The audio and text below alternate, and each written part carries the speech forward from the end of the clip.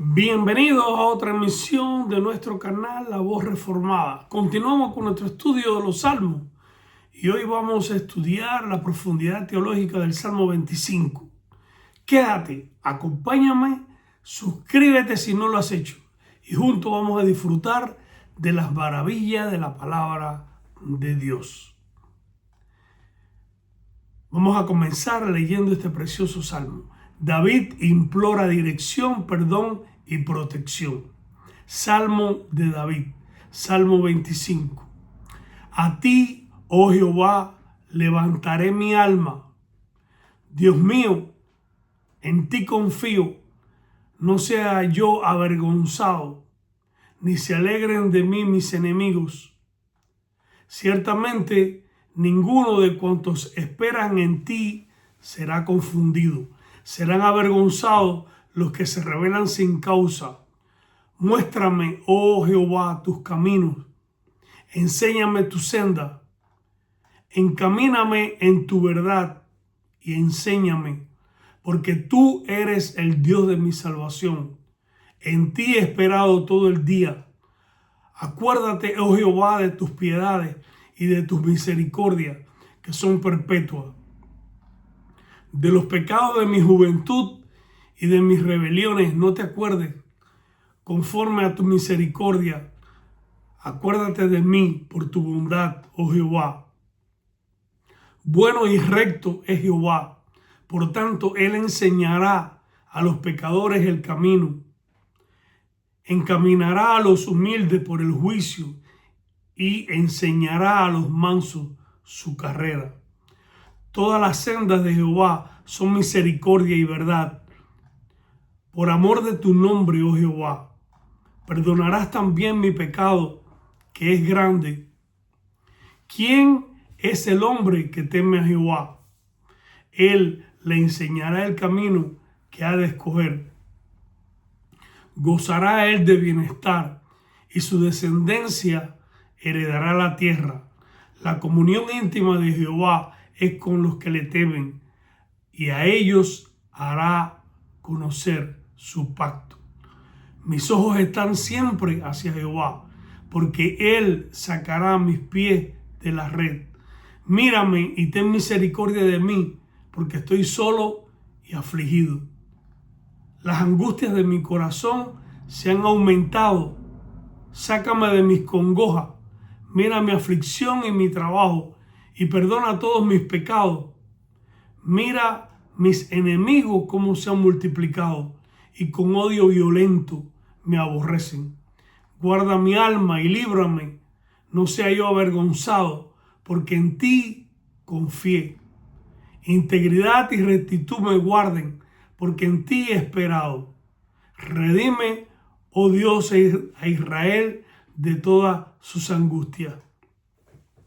Yo le he titulado La pedagogía de la gracia, soberanía, propiciación y confianza en el pacto. Nos encontramos ante un salmo davídico, estructurado como un acróstico alfabético, con ligeras irregularidades.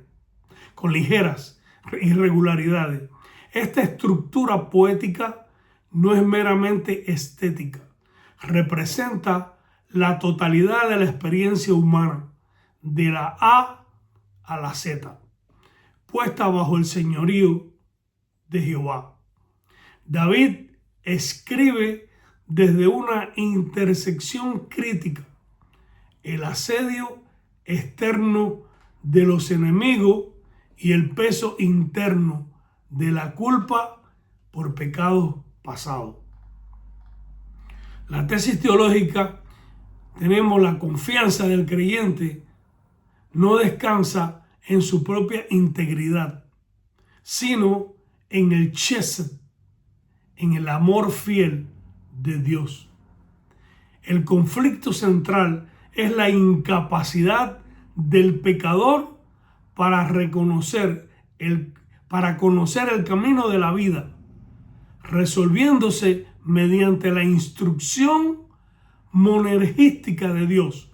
Es decir, cuando hablamos monergístico es solamente y exclusivo de Dios. quien enseña a los humildes por pura gracia.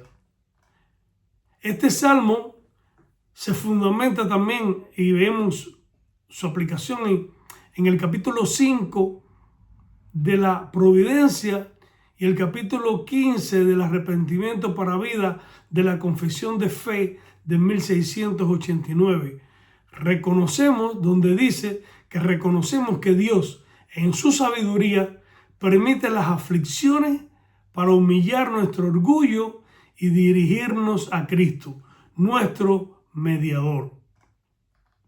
En el exégesis, en el análisis sintáctico, vemos que el Salmo fluctúa entre la petición vertical, es decir, hacia Dios, del versículo 1 al 7, y la contemplación doctrinal, el 8:15, y la súplica angustiosa del 16 al 22. El eje central es el versículo 11, donde la petición de perdón se basa exclusivamente en la gloria del nombre de Dios, no en el mérito del suplicante. Algunos términos clave podemos ver la palabra nepsi en el versículo 1, que dice: a ti, oh Jehová, levantaré mi alma. No es un mero sentimiento, es un acto de la voluntad, donde el nepes, el ser integral, se despoja de la confianza propia para depender de la trascendencia divina. Vemos la palabra chesed, bet emet, misericordia y verdad, en el versículo 10. Son las dos columnas de la administración del pacto de gracia. Sin la verdad, la justicia, la misericordia sería indulgencia.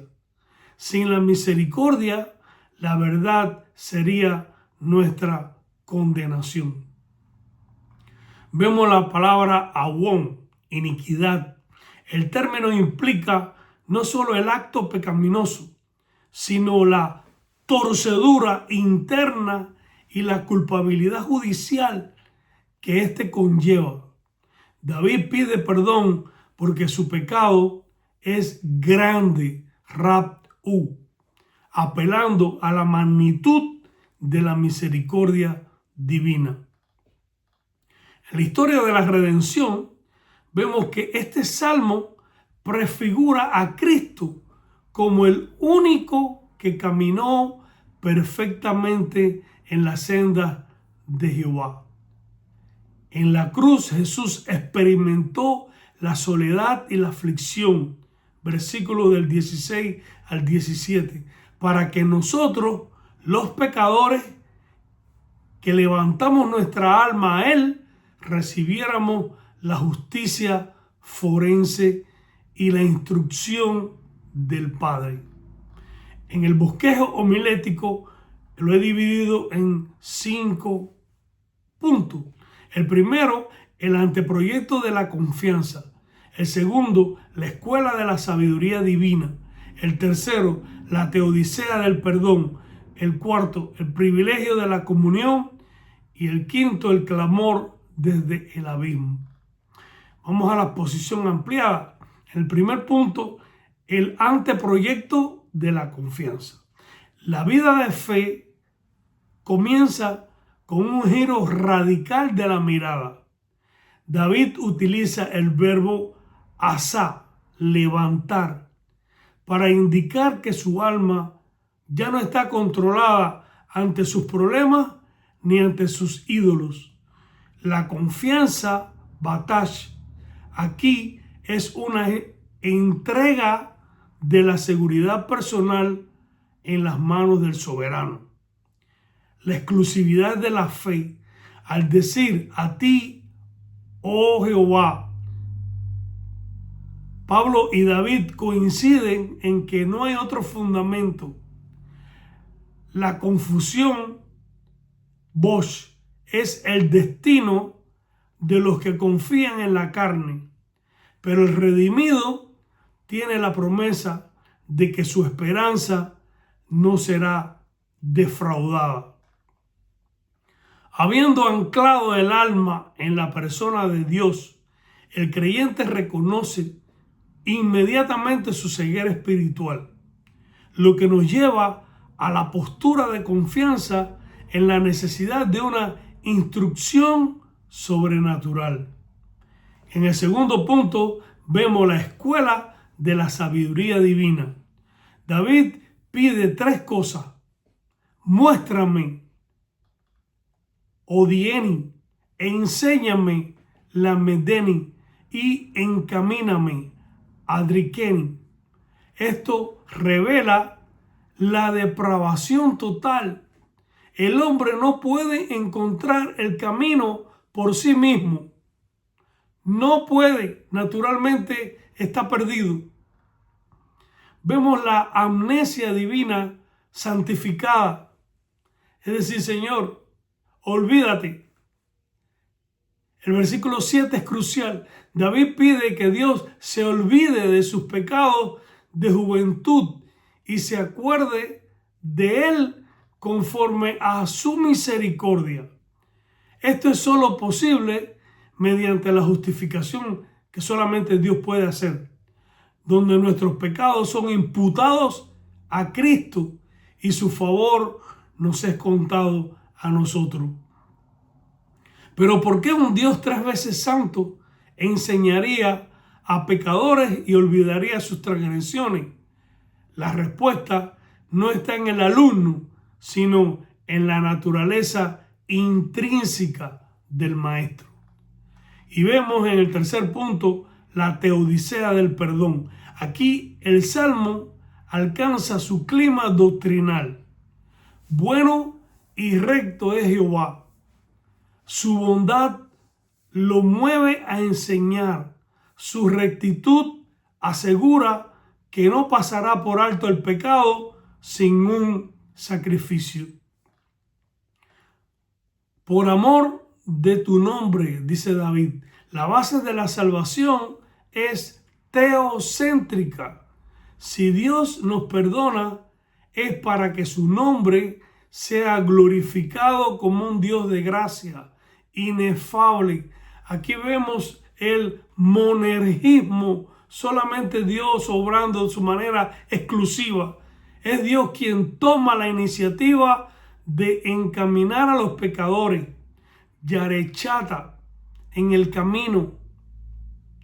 Muchas veces escuchamos personas diciendo, no porque yo fui, no porque yo busqué, no porque yo fui a la iglesia, no porque yo hice esto, porque yo comencé.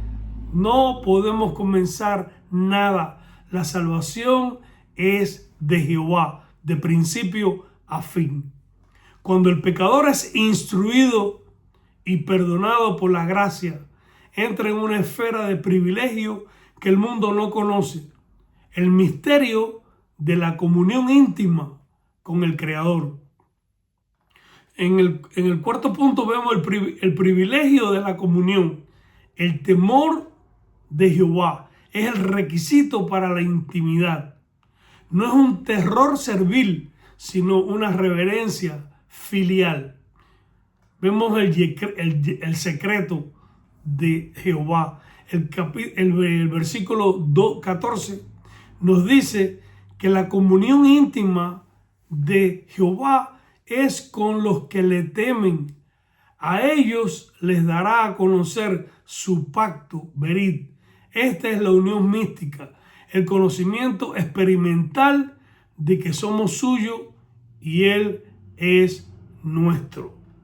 Sin embargo, la comunión de Dios no nos exime de la aflicción en este mundo caído. Por el contrario, a menudo intensifica nuestra conciencia de la necesidad de una redención final. Y por último vemos el clamor desde el abismo. El Salmo termina con una nota de realismo pastoral. David se describe como solo y afligido. La fe no es una anestesia contra el dolor. sino un ancla en medio de él, es decir, en medio de la aflicción. Vemos la redención para Israel. David expande su súplica individual a una colectiva. El Dios que salva al individuo es el Dios que redime a su iglesia de todas sus angustias. Él es el clamor por la consumación final del reino. En la aplicación práctica, este salmo nos confronta en qué estamos levantando nuestra alma. Si es en nuestros méritos, en nuestras carreras, en nuestra familia, seremos avergonzados. El Salmo 25 nos confronta con la realidad de que nuestro pecado es grande y solo una gracia grande puede cubrirlo. Este salmo nos consuela para todos nosotros que luchamos con pecados pasados.